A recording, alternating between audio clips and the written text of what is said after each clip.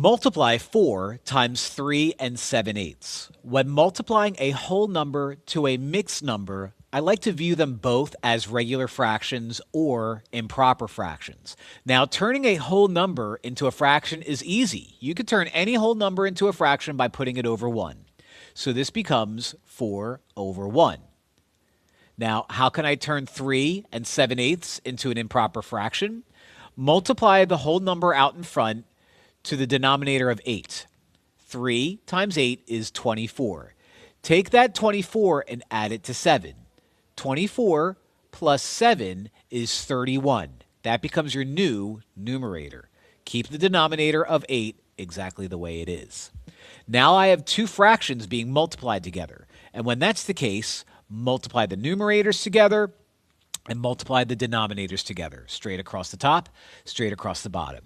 If you're not sure what 4 times 31 is, there's absolutely nothing wrong with going off to the side and finding out 31 times 4 the old-fashioned way. 4 times 1 is 4. 4 times 3 is 12.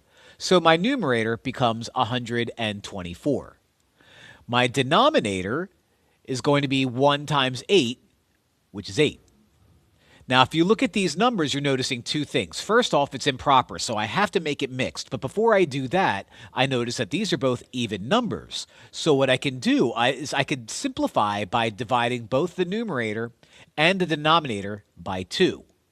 When I do that, that gets me 62 over 4. Now, if you look at that again, you'll notice, well, wait a minute. That's still even over even. So I can keep dividing the numerator and the denominator by 2. 61 divided by 2 is 31. Let me write that down here. And 4 divided by 2 is 2. Now, it's simplified, but it's still improper. I have to make that a mixed number. How? Find out how many times 2 goes into 31. 2 goes into 3 one time. 1 times 2 is 2. Subtract. 3 minus 2 is 1. Drop down the other 1. And now we find out how many times 2 goes into 11.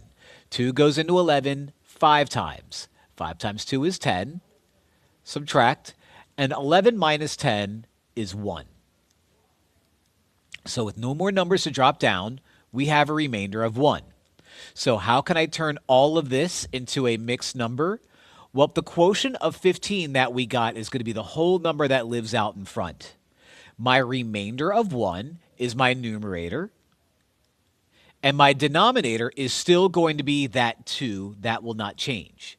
So when all is said and done, we get 15 and a half. And that's our answer.